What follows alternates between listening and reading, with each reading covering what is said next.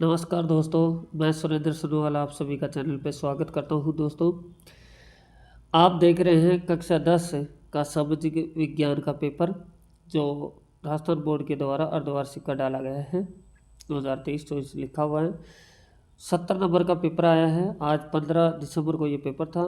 मैं बता देता हूँ, कुछ बच्चों का ये पेपर हो चुका है, कुछ बच्चों का समाज विज्ञान का पेपर होना बाकी है, तो उनके लिए सेम पेपर सेम पैटर्न पे आने वाला है। तो आप वीडियो में बने रहे, मैं पूरे पेपर की आपको आंसर की बताने वाला हूँ। तो देखो, आ जाइए आप फर्स्ट क्वेश्चन पे आ जाइए। देखो दोस्तों, फर्स्ट क्वेश्चन में आपको दे रखा है क्या कि लौह दुष्पात उद्योग है, कौन सा है आप में से, इसमें से पूछा जा रहा है अपन को। तो जो इसका आंसर होगा ये दोस्तों है आधारभूत उद्योग। प्रोजेक्ट टाइगर की शुरुआत कब हुई? तो आप कमेंट बॉक्स में रखें। एक क्वेश्चन मैं आपके लिए हर बार हर पेपर में छोड़ता हूँ, तो ये मैं आपके लिए छोड़ दिया पेंडिंग में, आप कमेंट बॉक्स में लिखें। थर्ड में दिया जा रहा है कि नेपोलियन की संहिता का निर्माण कब हुआ?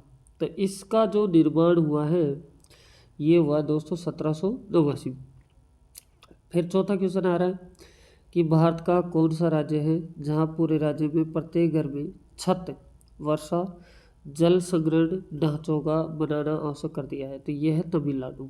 किसमें? तमिलनाडु। अब चलो दोस्तों नेक्स्ट क्वेश्चन देखो, पांचवा क्वेश्चन बोला जा रहा है कि निम्न में से कौन सा परिवहन साधन भारत में प्रमुख साधन है?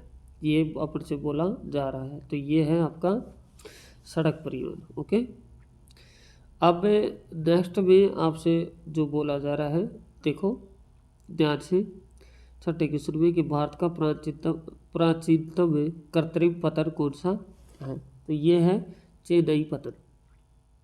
नेक्स्ट में आपको बोला जा रहा है कि सुंदरबन राष्ट्रीय उद्यान स्थित है, कहाँ स्थित है? तो ये पश्चिम बंगाल में स्थित है। फिर बोला जा रहा है आठवें क्वेश्चन में निम्न में से कौन सा कृषि आधारित उद्योग नहीं है? तो ये सीमेंट वाला उद्योग नहीं है।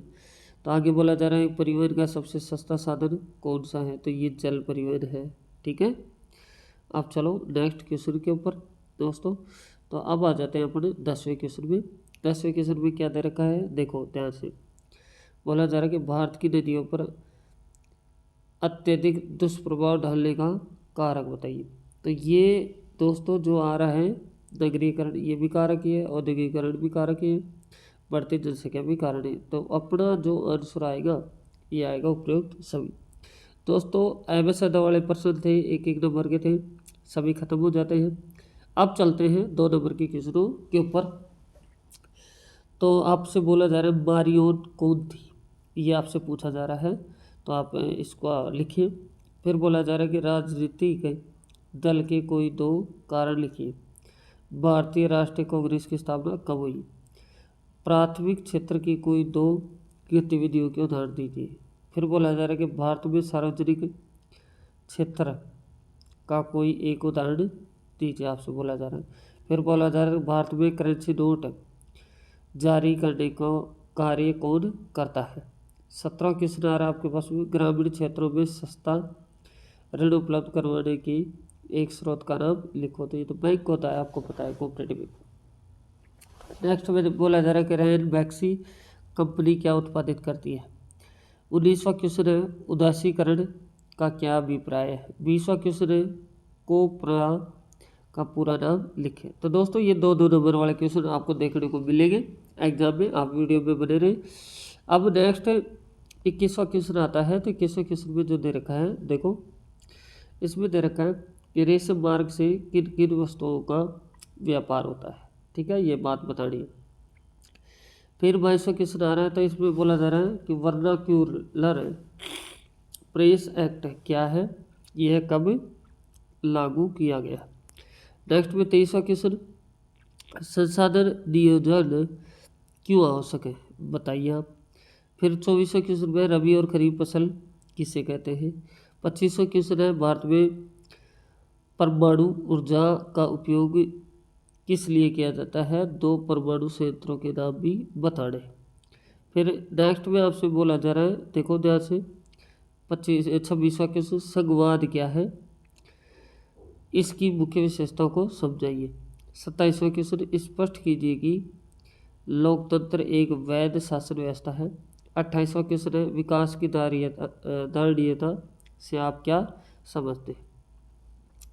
और 30वां क्वेश्चन आपके पास में आ जाता है कि सविनय अवज्ञा आंदोलन का सविस्तार वर्णन कीजिए। अगर ये आता है तो आप इसको कर सकते हैं। देखो ध्यान से दोस्तों, अगर ये नहीं आता है तो आप इसके जो अथवा में है इसको भी आप कर सकते हैं। ये सभी 4 नंबर की क्वेश्चन है।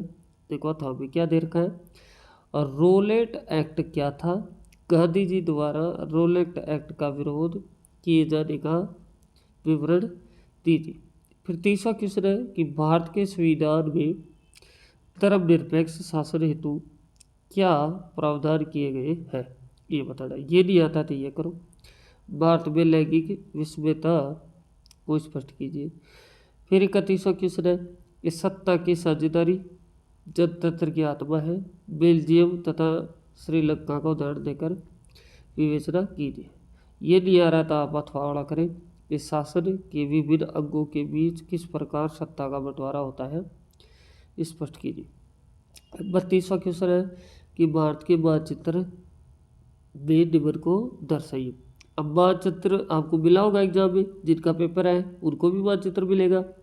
तो आपको अगर मानचित्र में दर्शाना है तो ये 4 चीज़ दर्शानी पड़ेगी। मुंबई, बंदरगाह, विशाखापट्टनम, इंदिरा गांधी, पारादीप। अगर ये नहीं पॉइंट पता है आपको तो आप ये कर सकते हैं कि भारत के मानचित्र में प्रमुख लोहा और इस्पात संयंत्रों को दर्शाए।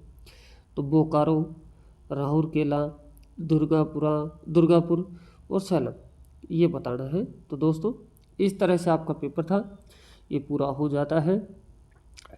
तो चैनल पे फर्स्ट टाइम में विजिट कर रहे हैं तो चैनल को सब्सक्राइब करें। फिर से मैं ये की बात बोल रहा हूँ, और आप स्क्रीनशॉट ले सकते हैं पेपर की, आपके लिए बहुत यूज़फुल होगा। ये वार्षिक परीक्षा में भी काम देने वाले हैं, क्वेश्चन आते हैं घूम फिर के।